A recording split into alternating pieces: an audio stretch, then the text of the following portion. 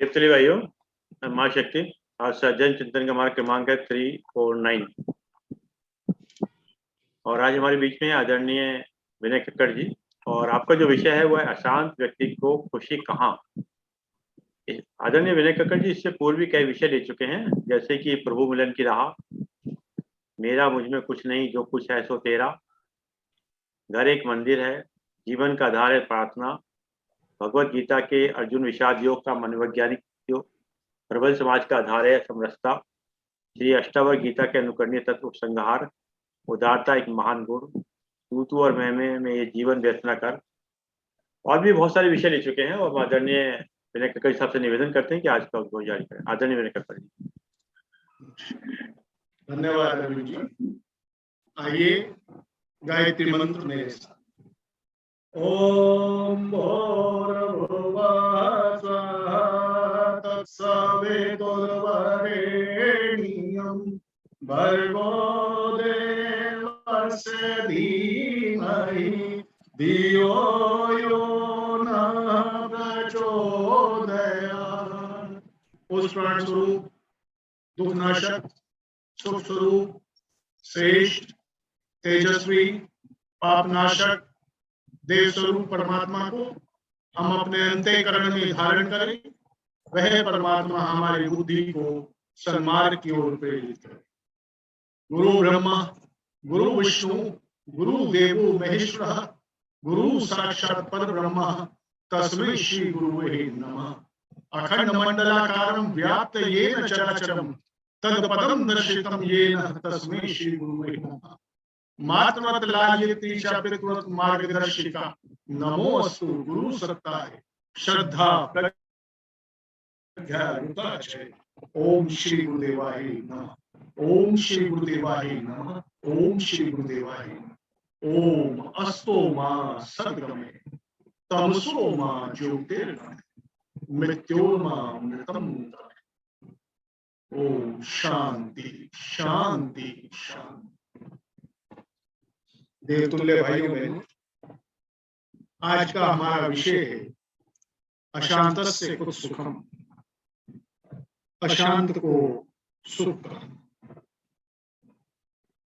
आज हम अभी अगले 50 मिनट इस विषय पर चर्चा करने जा रहे हैं। इस विषय पर हम आपस जो है अगले 50 मिनट अपना बौद्धिक रखेंगे आपस में। बंधुओं,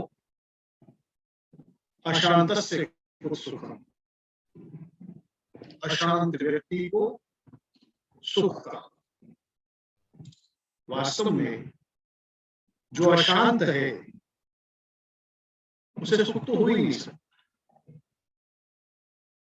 जिस सुख की हम बात करते हैं वह सुख केवल और केवल शांत प्रवृत्ति के ही व्यक्ति को हो सकता है। अशांत से अशांत को नहीं हो सकता। अब हम यदि इस पर बात करते हैं तो कितने लोग ऐसे होंगे जो अशांत नहीं। एक दृष्टिपात, विहंगम दृष्टिपात करें तो हम में से अधिकांश किसी ना किसी रूप में अशांत ही है। और जब हम अशांत हैं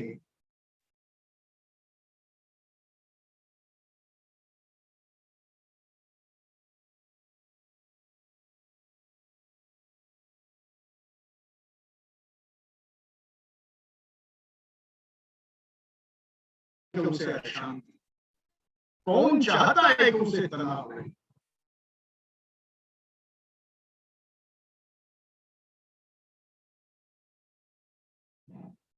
हम सिर्फ चाहते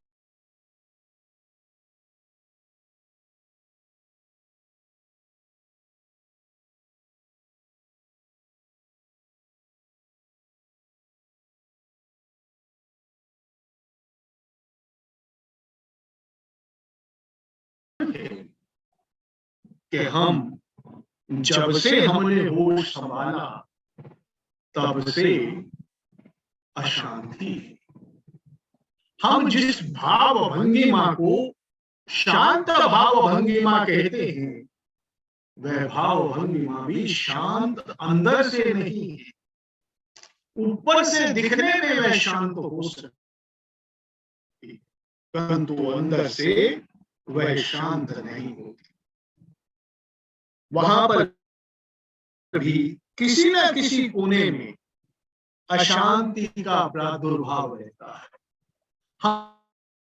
हम यूं कि हमारा जीवन अशांति के घेरे में ही चलते चलते चलते चलते अपनी किसी यात्रा को पूर्ण करने की ओर जा रहा है, और शास्त्रा में वह यात्रा हमारी पूर्ण हो जाने वाली है। अब अगर हम यूं सोचें कि हमने जीवन में क्या खोया क्या पाया, तो हर जीवन की चाहना होती है कि उसे सुख प्राप्त हो। कौन नहीं चाहता है कि उसे सुख प्राप्त ना हो? हर जीवन चाहता है उसे सुख प्राप्त हो,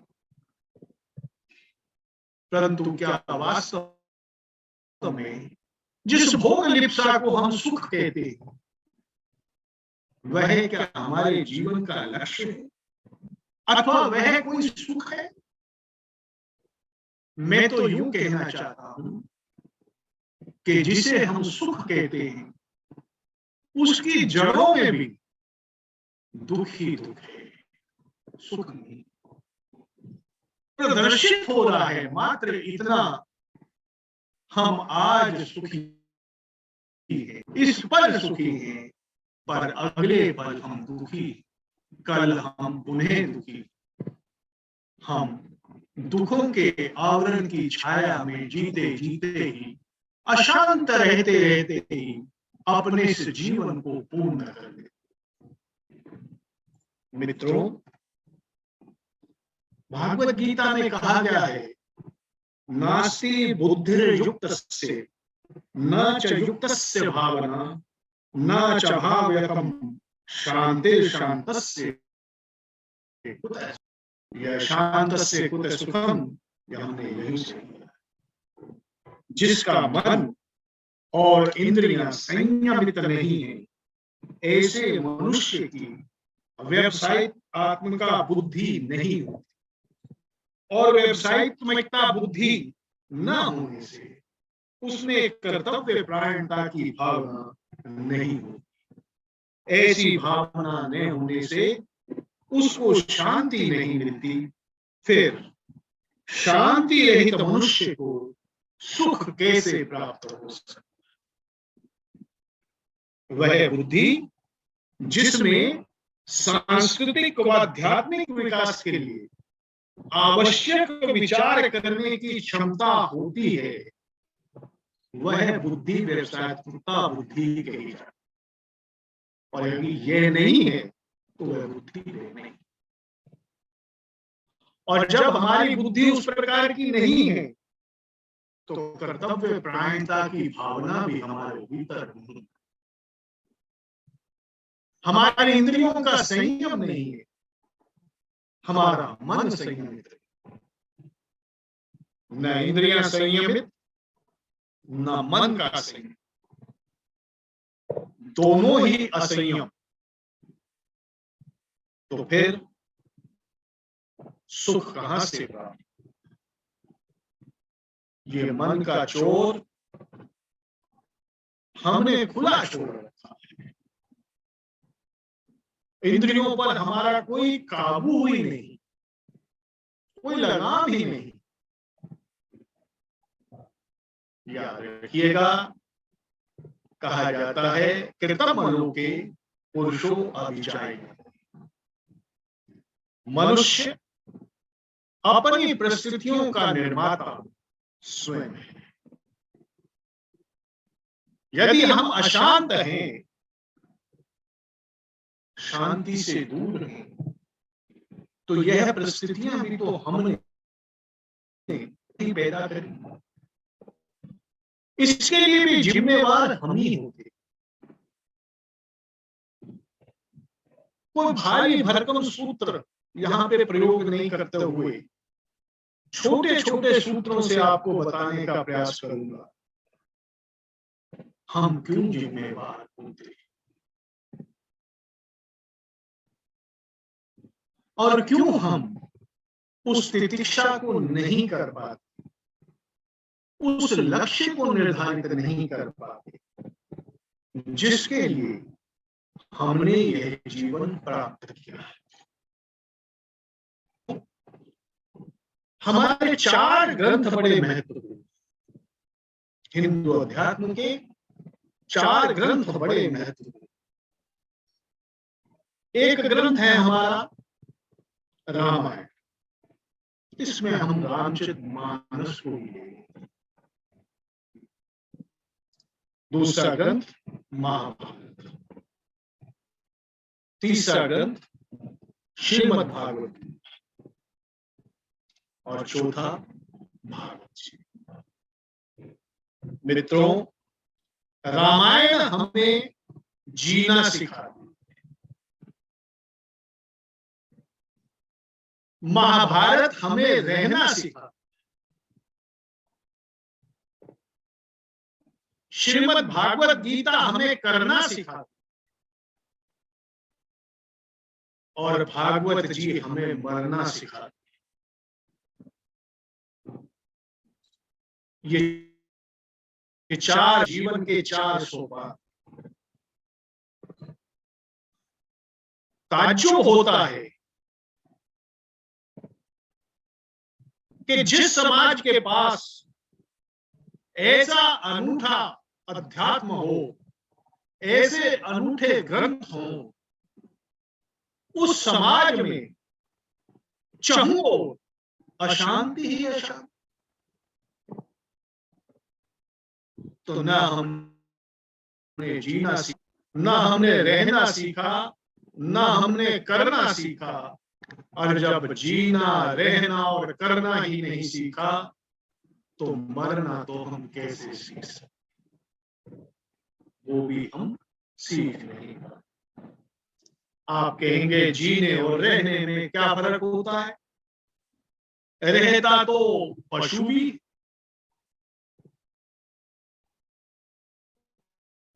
रहता पशु भी, पर याद रखिए जीता मनुष्य है।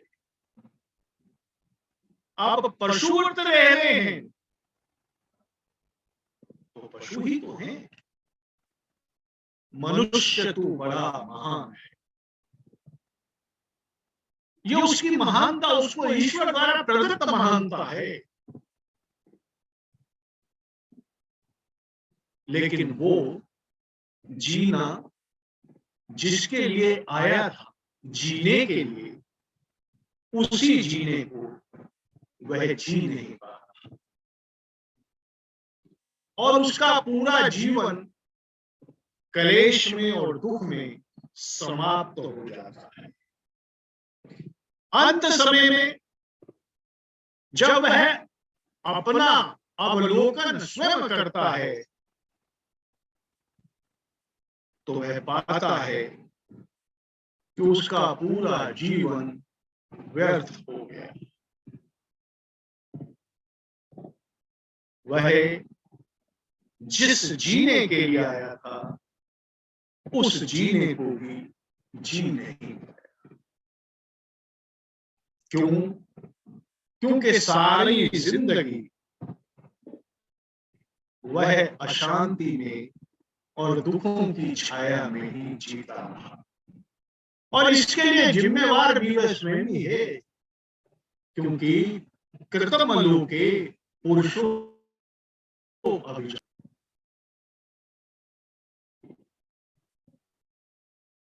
वह इन परिस्थितियों का निर्माता स्वयं ही तो है। मैं अशुभ की ओर ही प्रेरित हो रहा हूं तो मुझे अशुभ ही तो प्राप्त हो, और यदि मैं शुभ की ओर प्रेरित हो रहा हूं मुझे शुभ ही प्राप्त हो। लेकिन मैंने अपनी बुद्धि को इतने आवरणों से ढका हुआ है कि जिसे मैं शुभ समझ रहा हूं, वास्तव में वह शुभ नहीं, क्योंकि अंतगोत्वा उस शुभ में भी कोई ना कोई अशुभ ही छुपा है। विद्वान लोग, संत महात्मा लोग ये कहा करते हैं कि आपकी बुद्धि में विवेक का जागरण हो, ताकि हम जो करने जा रहे हैं उसका एक निर्णायक निर्णय हम कर सके कि वह क्या है जो मैं करने जा रहा हूं। कई दफे ये चर्चा होती है कि हमारे भीतर का बैठा हुआ आत्मा राम नहीं चाहता है कि हम हों।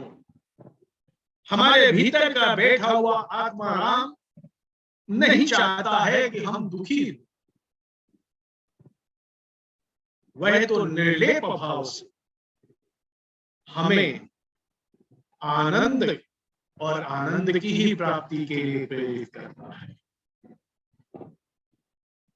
पर जब हम अपनी आंखें उधर से मूंद करके और केवल बाहर की तरफ देख रहे हैं और उसकी तो सुनवाई नहीं कर रहे, तो वह आत्मा राम भी हमारी इस दशा को देखकर कह उठता है कि तू ही जिम्मेवार है, मैं नहीं। मित्रों, कल्पना करके देखिए, हमारे अशंक, मैंने अभी बताया हमने अपनी बुद्धि पे आवरण बनाए,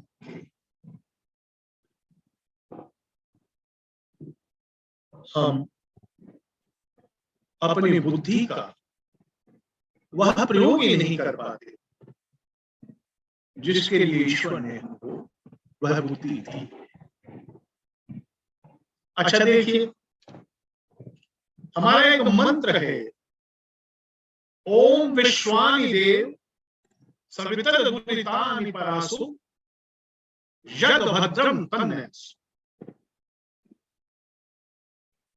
अरे समाज में जिस समय हम हवन करते हैं तो हमारे ईश्वर स्तुति के मंत्र,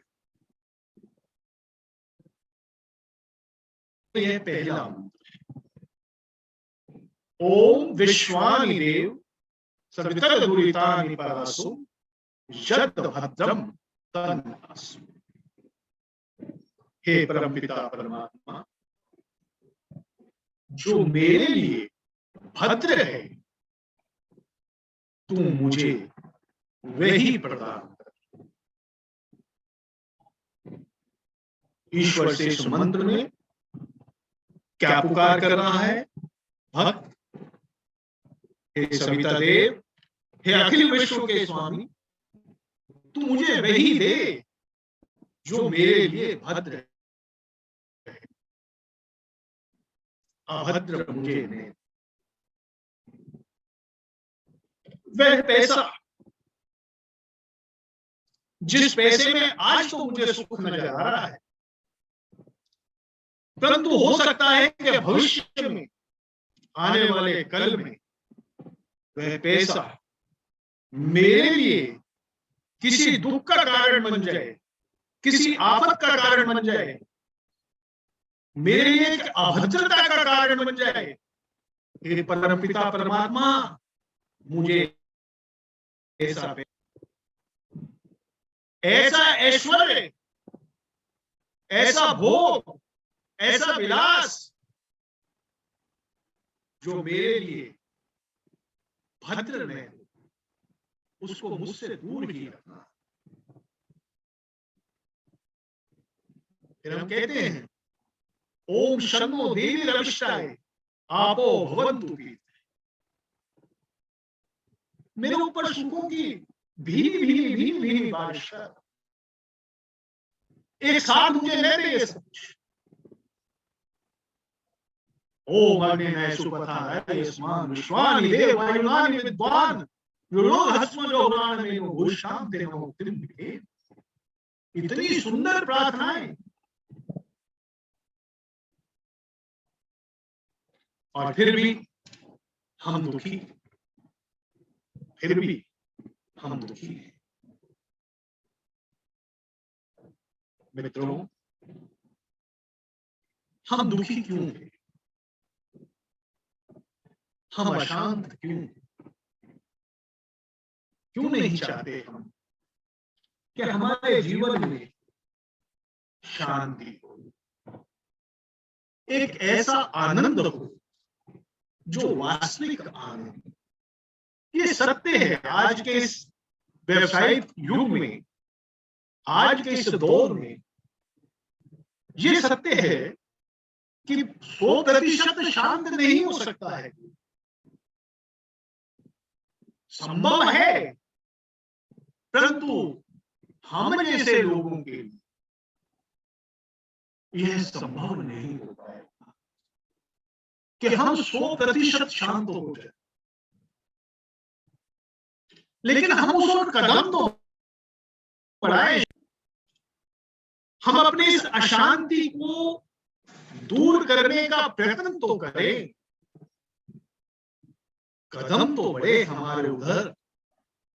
बेशक हम पूर्ण शांति को प्राप्त ना कर पाए, लेकिन कुछ हद तक हम उस शांति को तो प्राप्त करें जिसको हम वास्तव में शांति के।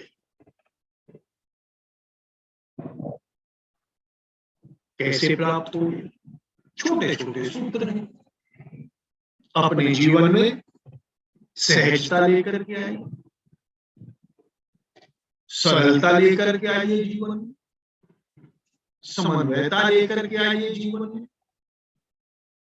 सदाचार लाइए जीवन में अपने, सहकार, संघर्ष, सत्यता, सफलता के प्रति तितिक्षा, संकल्प, समर्पण, सद्भावना, सामर्थ्य और स्वाध्याय। छोटी छोटी बात, बहुत छोटी छोटी, इनमें से जितनी बातों को अपने जीवन में उतार सकते हैं उनको उतारने का प्रयत्न करें। और जब हम इस पे चर्चा करते हैं, इस पर थोड़ी सी विहंगम दृष्टि डालते हैं, तो इसी में इशारा आ जाएगा कि हम अशांत क्यों हैं। जब जीवन में सहजता नहीं है, सरलता नहीं है, सम्यकता का बोध नहीं है, आपाधापी की दौड़ में हम भागे चले जा रहे हैं, आगे चले जा रहे हैं, आगे चले, संतुष्टि है नहीं। सहजता में ही संतुष्टि का प्राप्त हो। तृष्णा न जीर्णाम व्यवेव जीर्णम भोगेन तमेव। तृष्णा कभी जीर्ण नहीं, हम ही जीर्ण हो कभी समाप्त नहीं हो, बल्कि भोगों के द्वारा हम ही भोग लिए जा, हम ही भोग लिए। कहीं तो हमें कोई रेखा खींचनी पड़ेगी।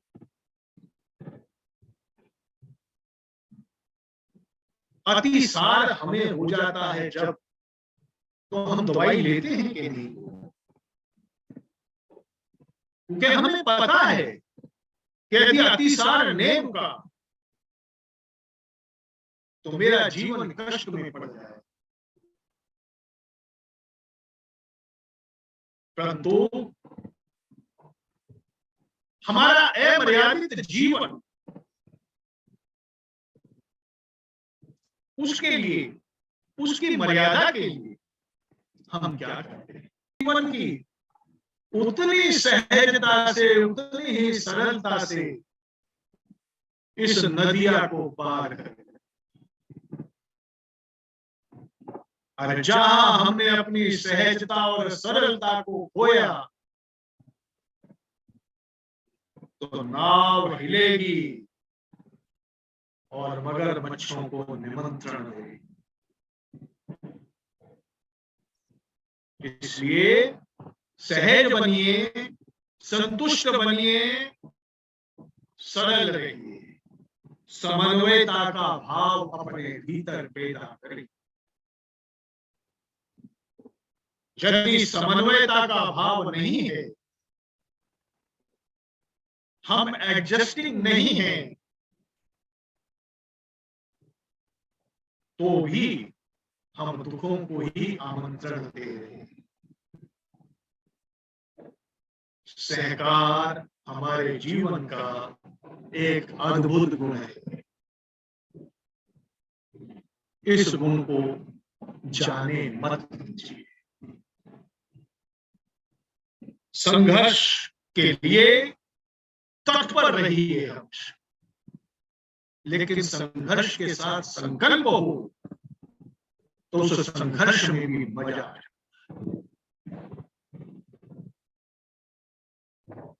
स्वाध्याय जीवन का एक महत्वपूर्ण अंग होना चाहिए।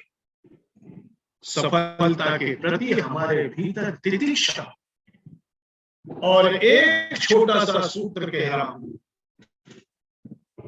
मैं हूं से तू है इस ओर।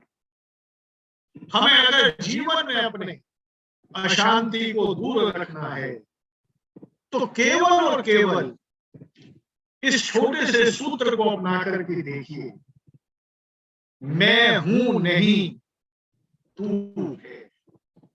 जिस समय मैं हूं की बात आती है ना, वही हमारे लिए एक दुख का कारण है, वही दुख का कारण।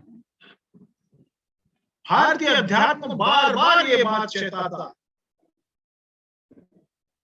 हम जब यज्ञ करते हैं, स्वस्ति वाचन के मंत्र बोलते, हमारे स्वस्ति वाचन के मंत्र हमारे कल्याणकारी उद्घोष हैं। केवल उनका मंत्र बोलिए नहीं, उनका भाव भी समझिए। मंत्र अवांछनीयता हमारे से दूर हो, वांछनीयता का हमारे जीवन में संग। हमारे संकल्प शिव हो, हम आहुतियां डालते हैं शिव संकल्पों की, हमारे संकल्प शिव कल्याण की ओर बढ़े। जब हम कल्याण की ओर बढ़ेंगे तो क्या हमारा कल्याण नहीं हो? हमारा भी तो कल्याण तभी होगा जब हम कल्याण की ओर। और ये कल्याणकारी घोषणाएं, यही हमारे स्वस्ति वाचन के मंत्र है। हमें यदि अपने जीवन से अशांति को दूर करना है तो इन गुणों को अपने भीतर पैदा करना। कुछ और छोटी छोटी बातें, प्रकृति से जुड़िए, प्रकृति से मित्रता कीजिए। आज हम प्रकृति से कितने दूर हैं? हमने प्रकृति से मित्रता को खत्म कर दिया। जब आप प्रकृति से मित्रता करेंगे तो प्रकृति आपको खुश करेगी। आप प्रकृति को समझिए, प्रकृति आपको समझे। आप पेड़ों से बात करिए ना, आप लताओं से बात करिए ना, आप जाइए पेड़ की छांव में बैठिए, चिंतन करिए, मनन करिए, पेड़ से बात करिए। हे पेड़, तेरी छाया के नीचे में बैठा, हे वट वृक्ष, तेरी छाया के नीचे में बैठा। तू ही तो मेरा मित्र है, बताइए उसको अपनी समस्या, जुड़िए प्रकृति के साथ। आज की इस आपाधापी के इस युग की समस्याओं का एक बहुत बड़ा कारण हमारा प्रकृति से दूर होना है, हमारा प्रकृति से दूर होना। आप सोचिए कितना हम नंगे पैर चलते, कितनी स्वच्छ वायु का हम सेवन करते, कितना हम आकाश को रात्रि में निहारते, तारों को निहारते। हमने पंच तत्वों से अपनी दूरी बना ली। अपने जीवन की 20 वर्ष 25 वर्ष पूर्व में चले जाइए, हम घूमते थे, नंगे पैर घूम लेते, धरती तत्व हमारा मजबूत रहता था, धरती पर बैठ जाते थे, धरती पर बैठ करके रोटी खा लेते। हमारा आधार कमजोर हो गया। जब धरती तत्व कमजोर हो गया तो हमारा आधार कमजोर हो गया। हमने अपने धरती तत्व को स्वयं खत्म किया। हमारे घरों में यज्ञ हवन होते थे, यज्ञ हवन होते थे, चाहे गर्मी हो चाहे सर्दी हो। ओम उद्बुद्ध्यासग्ने प्रतिजागहि त्वष्टपूते सर्वं सज्जथाने चस्मिन् तदर्थ दुर्दशमि श्रीदेवाय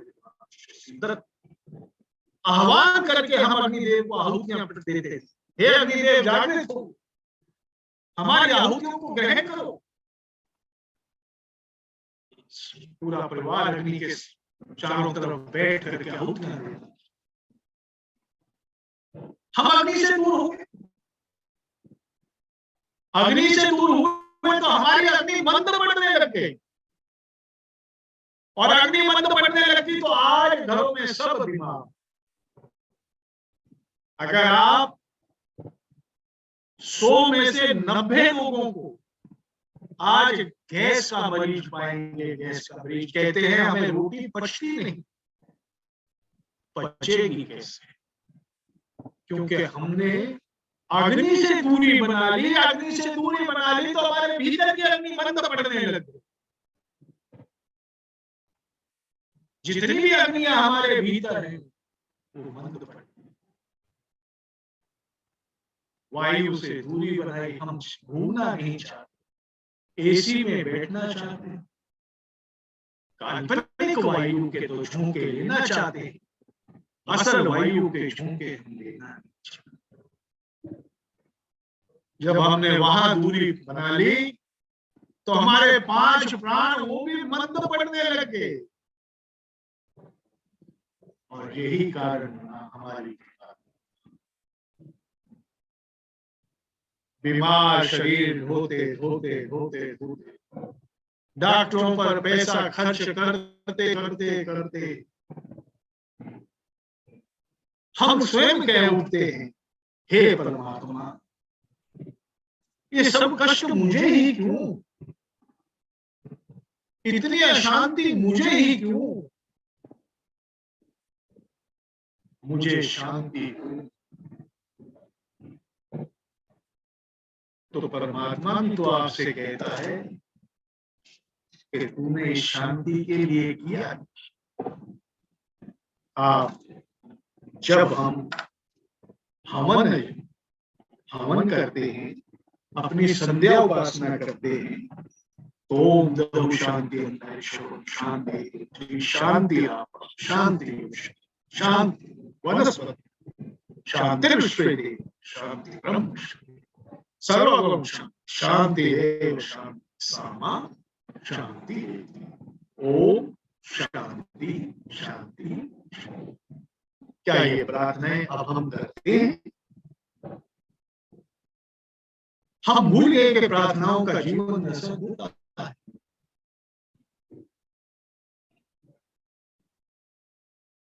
जब ये प्रार्थनाएं होती थी तो हम तो शांत रहते ही थे, सृष्टि में भी शांति रहे। क्यों?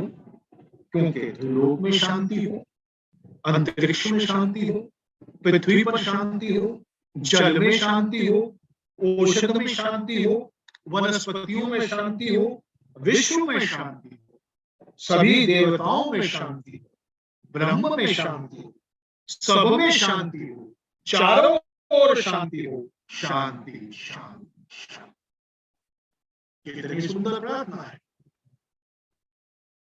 जब ये सब में शांति होगी तो हम अशांत कहां से रहेंगे? हम भी तो शांत होंगे, लेकिन हम भूल गए कि प्रार्थनाओं का असर होता है। हम भूल गए।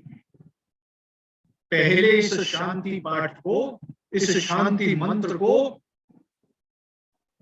बच्चों को भी सिखाया है। बेटा शांति मंत्र बोल करके, बच्चे बोल के सुनाते। हमें सिखाया गया था, मेरी दादी के द्वारा हमें भी सिखाया। आप में से जो हमारे एज ग्रुप के लोग हैं, अधिकांश को आता, उन्हें सिखाया गया, परंतु हम बोलते नहीं। सिखाया तो क्या, हमें आता भी है, परंतु हम बोलते नहीं। हमें क्या चाहिए? धन दौलत, खाने के लिए नाना प्रकार के पदार्थ, वैभव ऐश्वर्य, ये चाहिए। लेकिन हम ये नहीं कहते ना, ओम भूर्भुवः स्वः तत्सवितुर्वरेण्यं भर्गो देवस्य धीमहि धियो यो न प्रचोदयात्। ईश्वर मेरी बुद्धि को श्रेष्ठ मार्ग की ओर लेकर के चल, श्रेष्ठ मार्ग की ओर लेकर के चल। जब मैं श्रेष्ठ मार्ग की ओर ले जाने की प्रार्थना ही नहीं करना चाहता और मैं कहना चाहता हूँ ईश्वर मुझे तो वो सब दे दे, वो भी दे, वो भी दे, वो भी दे, और बुद्धि की श्रेष्ठता को चाहता नहीं, तो जब बुद्धि की श्रेष्ठता नहीं चाहूंगा तो जो भी प्राप्त होगा उससे सुख तो प्राप्त नहीं हो सकता, ये तय। वह भी जो प्राप्त होगा वह भी दुखों का ही कारण। इसलिए हमारे अध्यात्म ने हमें यह महामंत्र दिया, उस प्राण स्वरूप, दुखनाशक, सुख स्वरूप, श्रेष्ठ, तेजस्वी, पापनाशक, देव स्वरूप परमात्मा को हम अपने अंतःकरण में धारण करें। वह परमात्मा हमारी बुद्धि को सन्मार्ग की ओर ले। ऐसी सुंदर प्रार्थना और ऐसा सुंदर मंत्र, और हम लोग अशांति। तात्पर्य साफ कि हम पे ये दौलत तो है, पर हमने इस दौलत को बोरी में बंद करके रख दिया है। हमने अपने अध्यात्म की दौलत को सिर्फ अलमारियों में बंद करके छोड़ दिया। यदि हम अपने अध्यात्म की दौलत का प्रयोग करते थोड़ा सा भी, तो इस राष्ट्र के 90% लोग अशांत नहीं हो सकते।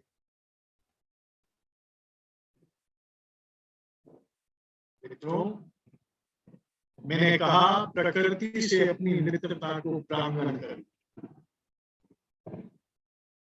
पंच तत्वों के साथ अपना मिलाप करिए।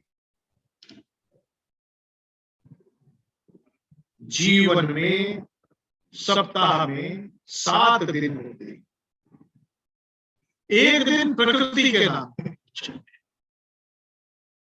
एक दिन प्रकृति के,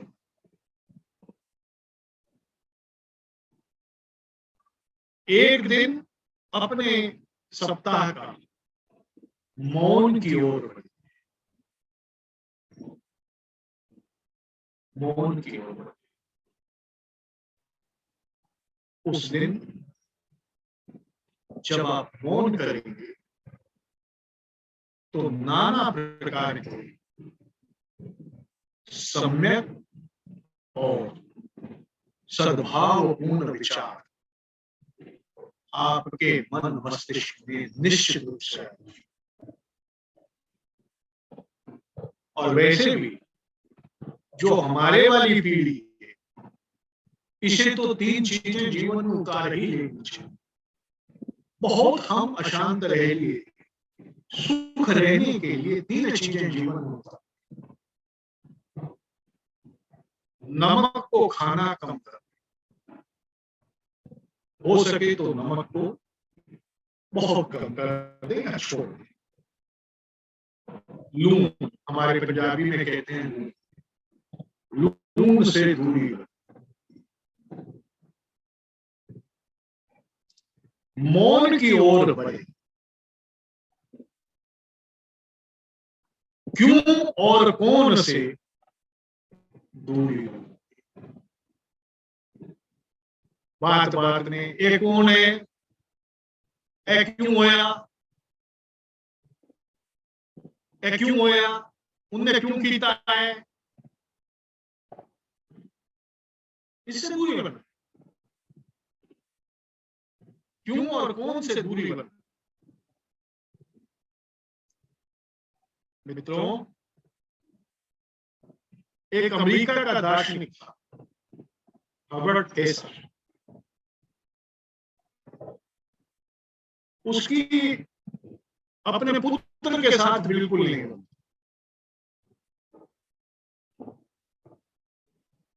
वह हमेशा अपने पुत्र को, उसका पुत्र 17-18 वर्ष का टोकता रहता, पुत्र ने कुछ भी करना नहीं, ये गलत, ऐसे नहीं होगा, क्योंकि मैं पिता हूं, मुझे अधिकार है ना ये।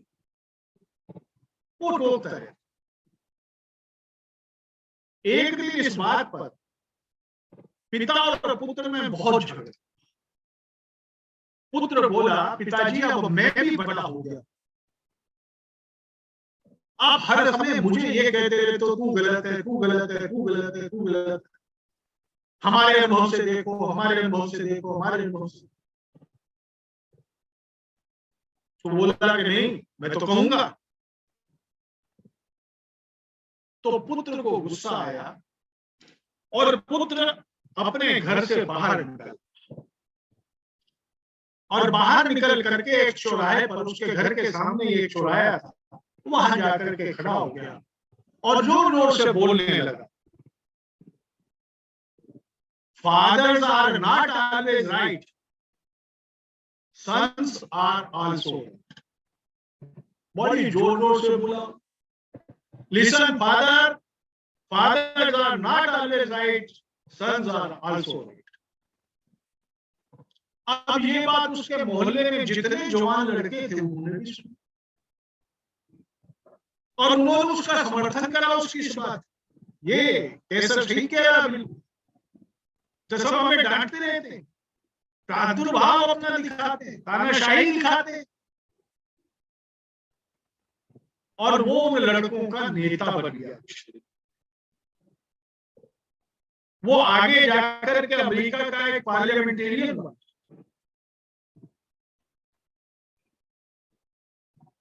फिर उसके बाद वो एक चुनाव हारा, तो उसने पत्रकारों को बुलाया। पत्रकारों ने उससे पूछा कि रीजन क्या हुआ तुम चुनाव हारे। उसने कहा, मैं तुम्हें एक सूत्र बताता, हम ये सोचते रहे कि हमेशा हम सही हैं, मेजॉरिटी सही, मिनॉरिटी सही नहीं। Majority is not always right, minority is also right. मेरी हार का ना कि मैं मेजॉरिटी को ही हमेशा।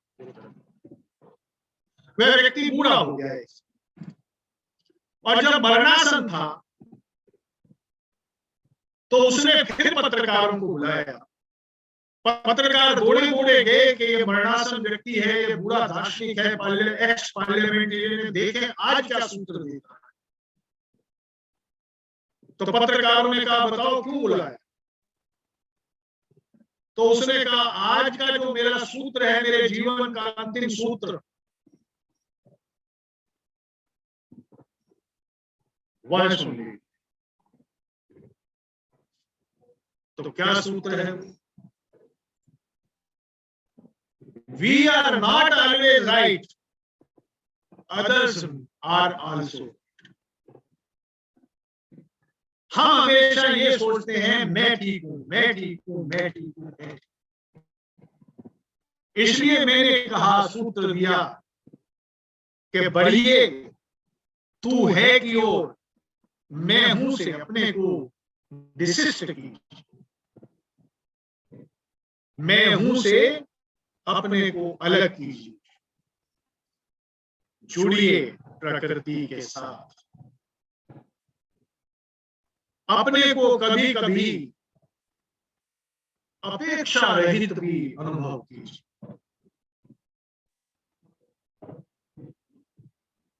जान लीजिए और फिर अपने जितने भी कर्म करें, कर्ता भाव को छीन कर दे। जितना कर्ता भाव हम छीन करेंगे, उतना हम शांति की ओर बढ़ेंगे, और जितना कर्ता भाव हमारे ऊपर सिर चढ़ के बोलेगा, उतना हम अशांति की ओर बढ़ेंगे।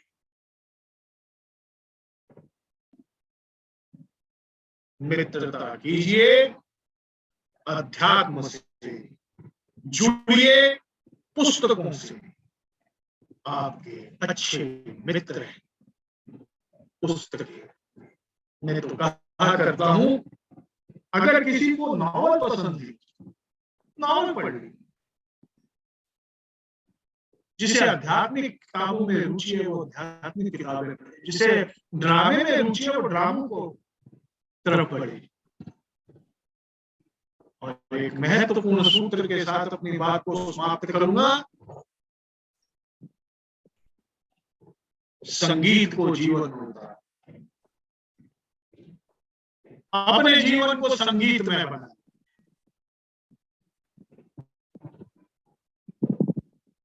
आप अपने जीवन को जितना संगीत में बना लेंगे, वह जीवन उतना ही गीत सुंदर बनकर एक अच्छे मुखड़े के साथ प्रदर्शित होंगे।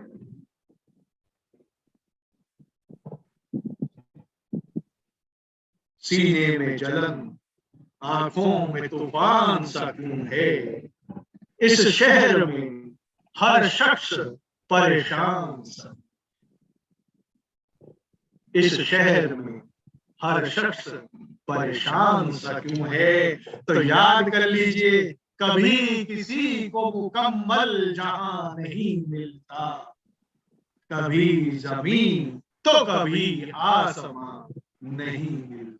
ये बात हम सब पर लागू होती है, जवान पर भी, बुजुर्ग पर भी, अधेड़ पर भी, सब पर लागू होती है। जो मिला उसमें परमात्मा का शुक्र मनाइए, जो मिला उसमें परमात्मा का शुक्र मनाइए। शुक्राना शुक्राना शुक्राना, प्रभु तेरा शुक्राना, क्योंकि कभी किसी को मुकम्मल जहां नहीं मिलता, कभी जमीन तो कभी आसमां नहीं मिलता। मैं अपनी वाणी को विराम देता हूं, समय थोड़ा सा ज्यादा ले लिया, मैं क्षमा चाहूंगा उसके लिए। ओम सर्वे भवन्तु सुखिनः, सर्वे सन्तु निरामयाः, सर्वे भद्राणि पश्यन्तु मा कश्चित्। ओम शांति शांति। धन्यवाद आदरणीय विनय कक्कड़ जी। आज आपने अशांत व्यक्ति को खुशी कहाँ विषय पर लिया। अब हम सभी लोगों को अनम्यूट कर देते हैं। इस संबंध में कोई जिज्ञासा हो तो आदरणीय विनय कक्कड़ जी से पूछ सकते हैं। जी नमस्कार। हाँ, बहुत आनंद, बहुत व्यवहारिक लेकिन बहुत महत्वपूर्ण आपने सब्जेक्ट लिया कि ये हर मनुष्य को ये सब्जेक्ट सुनने का मैं सौभाग्य प्राप्त हो। ये कोई अपने दिमाग पे बोझ पे धूल पड़ी हुई है, उधर जाती है। और बहुत बहुत अच्छा आपने उदाहरण दिए, ईश्वर स्तुति मंत्र से लेके स्वस्ति वाचन और शिव संकल्प, उसके बाद शांति पाठ, उसके बाद गायत्री मंत्र। अब इसमें तो सारा सार ही आ गया और बचा क्या है। और बाद में आपने कहा प्रभु शुक्राना, शुक्राना से ऊपर कुछ नहीं है। और क्या आनंद आया, बहुत बहुत बहुत उत्तम। और यही यही ये सत्संगति का यही असर है, सब पे कुछ ना कुछ तो असर रोज रोज होता है, ठक ठक लगती है, कहीं ना कहीं तो ये मुड़ेगा। बहुत बहुत आनंद आया, बहुत बहुत बहुत धन्यवाद आपका। किसी कोई जिज्ञासा हो तो, नहीं तो फिर जेपी साहब दो सब धन्यवाद कर देंगे।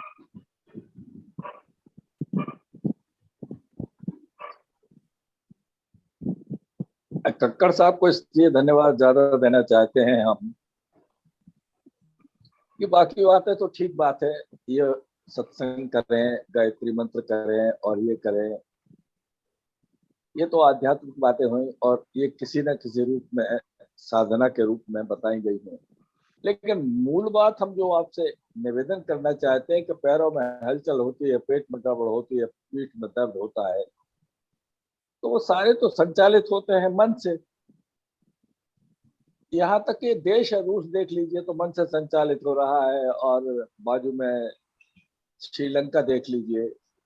कक्कड़ साहब, कहना मैं बिल्कुल ठीक समझता हूँ कि कहना ही चाहिए, लेकिन उसके साथ साथ अगर हम लगातार, जैसे आपने कहा जीवन संगीत में होना चाहिए, आज मैं दोपहर में किसी से चर्चा कर रहा था, हो कैसे संगीत में, उसका क्या उपाय है? हमने कहा हारमोनियम लाए घर में, गिटार लाए, क्या लाए? नहीं, लेकिन आप बनाइए, अपने जीवन को संगीत में बनाइए। हमने तो बहुत बढ़िया बात है, बनाएंगे, सब संगीत में बनाएंगे। तो मैं ये निवेदन करना था कि हमें अपने डिस्कोर्स में, अपनी बातचीत में, अपने दैनिक जीवन में, अपने ज्ञान में, अध्ययन में और तमाम सब चीजों में कहीं ना कहीं वो चीज पकड़ के लाना चाहिए कि अमुक जी, जसदेव ऋषि जी, कल से आप ये काम और करिए, देखिए आपको उसका स्पष्ट प्रमाण मिलेगा।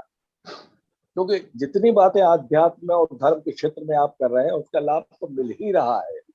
आप दूध पीते हैं तो उसकी जो सार है वो तो आपके शरीर में है, लेकिन बाकी दैनिकचर्या में कैसे है?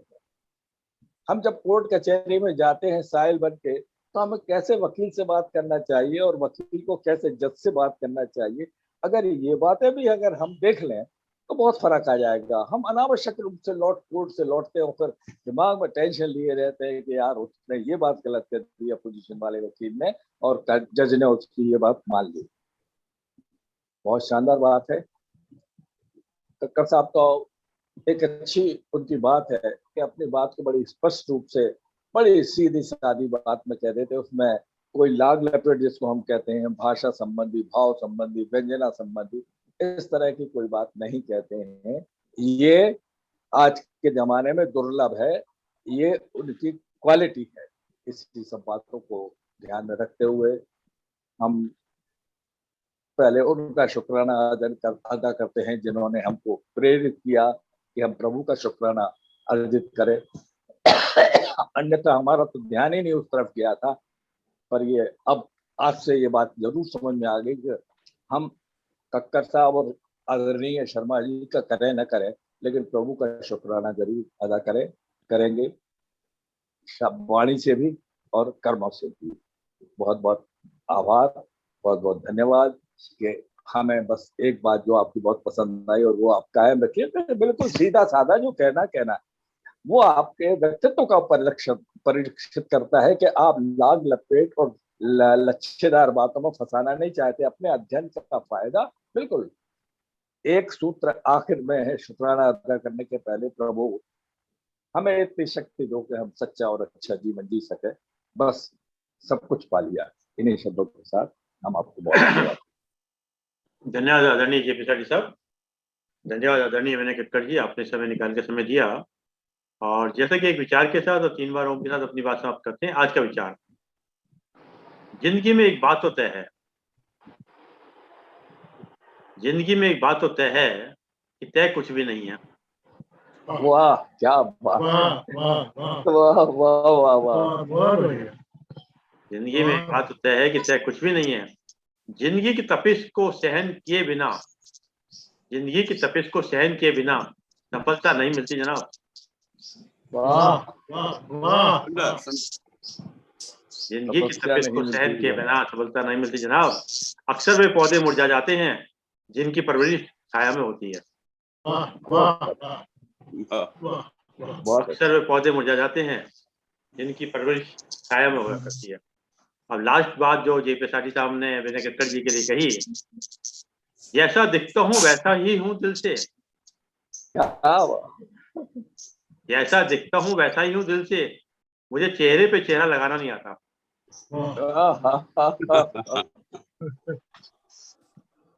जैसा दिखता हूँ वैसा ही हूँ दिल से, मुझे चेहरे पे चेहरा लगाना नहीं आता।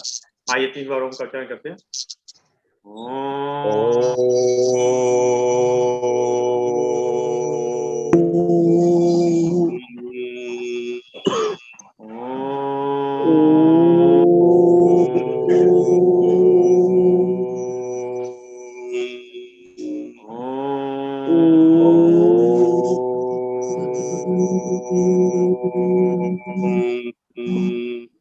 शांति शांति शांति शांति शांति शांति।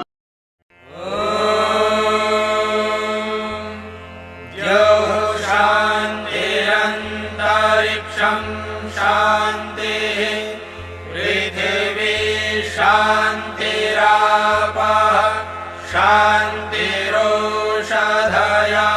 शान्तिः वनस्पतयः शान्तिर्विश्वे देवाः शान्तिर्ब्रह्म शान्तिः सर्वं शान्तिः शान्तिः